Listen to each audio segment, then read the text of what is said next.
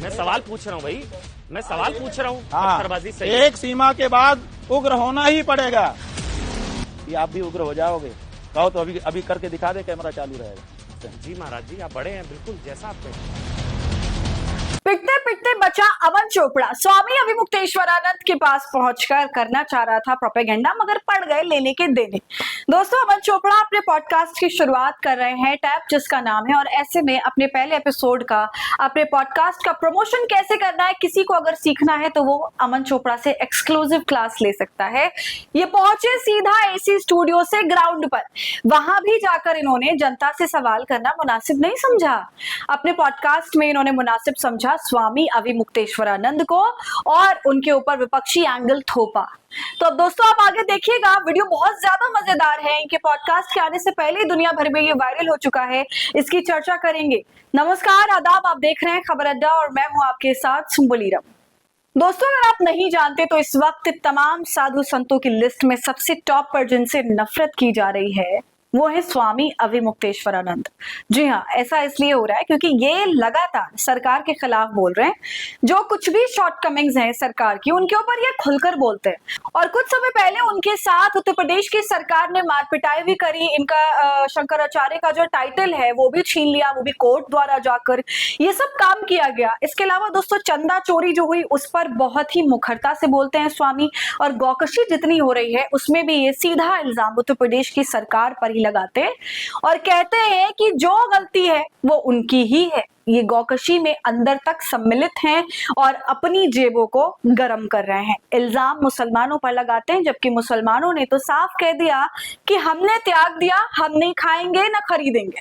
तो दोस्तों, आप समझ सकते हैं कि इन टॉप मुद्दों पर, जिन पर भारतीय जनता पार्टी की पूरी राजनीति टिकी हुई है, वो है राम मंदिर और गाय माता। आप जानते हैं दोनों टॉपिक भारतीय जनता पार्टी के लिए कितने इंपॉर्टेंट हैं। इस पर इन्होंने चुनाव तक जीता हुआ है और इस टॉपिक पर स्वामी धड़ल्ले से बोल रहे हैं और जनता को समझा रहे हैं, बता रहे हैं कि देखो ये तो खेल कर रहा है। और ऐसे में उनकी छवि को भ्रष्ट करने के लिए बार बार गोदी मीडिया इनके चरणों में पहुंच जाती है और इसे आगे पीछे दाएं बाएं हर तरह के सवाल पूछती है। और अब अपने एसी स्टूडियो से निकलकर अमन चोपड़ा पहुंचे उनके पास और पहुंचकर सिर्फ और सिर्फ भड़काने वाले सवाल पूछे और बार बार मुद्दे से भटककर अखिलेश यादव पर इन्होंने सवाल पूछा कि आप अखिलेश यादव को अच्छा बोलते हैं या जो भी आपका रिश्ता है उनसे। बार बार उनकी तमाम बयानों को अखिलेश यादव और विपक्ष से जोड़ने का काम कर रहे थे अमन चोपड़ा।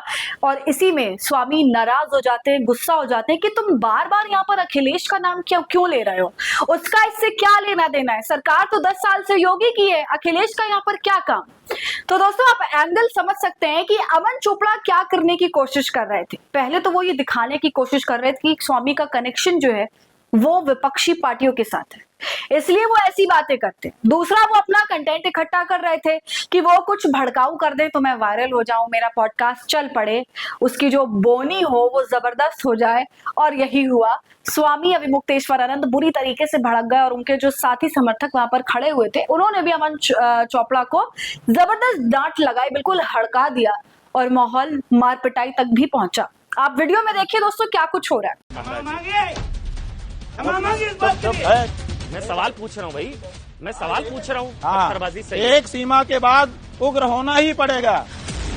कि आप भी उग्र हो जाओगे, कहो तो अभी करके दिखा दे, कैमरा चालू रहेगा। जी महाराज जी, आप बड़े हैं, बिल्कुल जैसा आप कहें।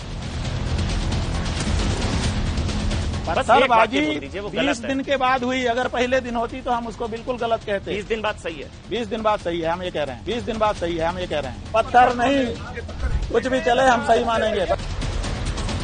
पत्थरबाजी को सही बताकर मैं माफ करिएगा आपके मुंह पर बोल रहा हूँ, आप हिंसा को बढ़ावा दे रहे हैं। नहीं, हिंसा को ठीक है तो उनका भी तो गुस्सा वो क्या नहीं कर सकते। क्यों बकवास कर रहा है? मैं सवाल पूछ रहा हूँ। तू सरकार का तालाब है, लगा रहा है, वो सब मत करिए। आप कैमरे मत बंद करिए ना, आप कैमरे मत बंद करिए। अमन चोपड़ा जी, महाराज जी ये बताइए, आप सही है लेकिन पत्थरबाजी को सही ठहराना गलत है। सुनो, हमारे मैं हाथ जोड़कर बोल रहा हूँ, आपको सनातन का अपमान कबूल है। आप रक्षा में पुलिस डंडा चलाते हैं महाराज जी, वो भी सही नहीं। मेरा हाथ मरोड़ रहे हैं ये बुलाइए ना इनको, इधर आइए, इधर आइए। अरे नहीं, कौन है आप? आइए ना, मेरे से बात करिए ना, आइए ना, आइए ना। देखा आपने दोस्तों, अब आप समझ गए होंगे कि अमन चोपड़ा क्या करने की कोशिश कर रहे थे और फिर उनके साथ क्या हुआ।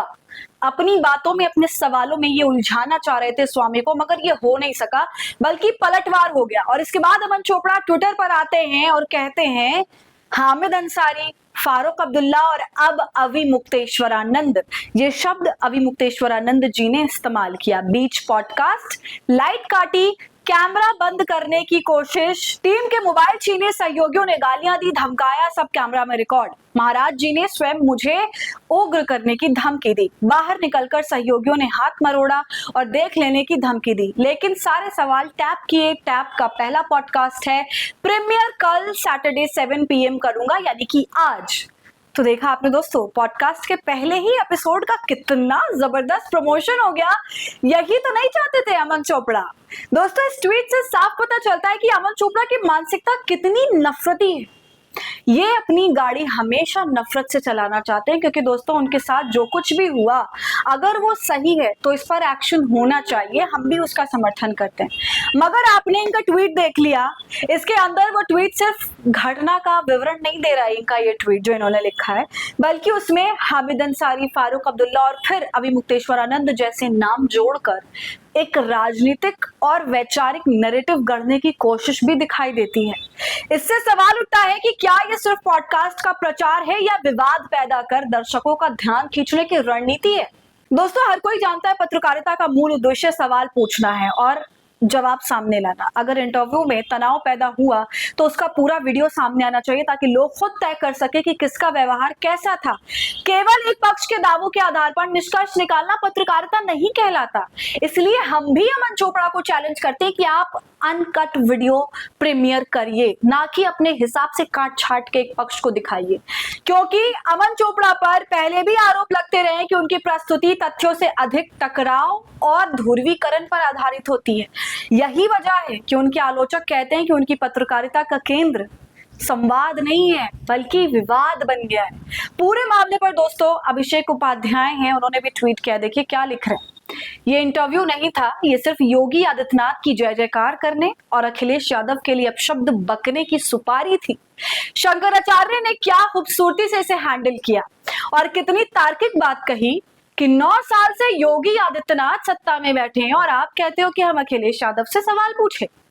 तो दोस्तों, जैसा कि मैंने आपको बताया कि पूरा पॉडकास्ट का जो ड्रामा है वो केवल स्वामी की छवि को खराब करने का, उनको विपक्ष से जोड़ने का, मुस्लिम नामों से जोड़ने का और योगी जी की जय जयकार करने का ड्रामा था, और समर्थकों को ये बताने का कि भाई देख लो आप किसके पीछे हो, ये आदमी सही नहीं है, योगी जी सही है। मगर दोस्तों, फिलहाल आपकी इस पर क्या राय है वो भी हमारे लिए जानना जरूरी है, इसलिए कमेंट सेक्शन को भर दीजिए अपनी राय से और वीडियो को लाइक और शेयर करें। खबर अड्डा को यूट्यूब पर सब्सक्राइब कर लें।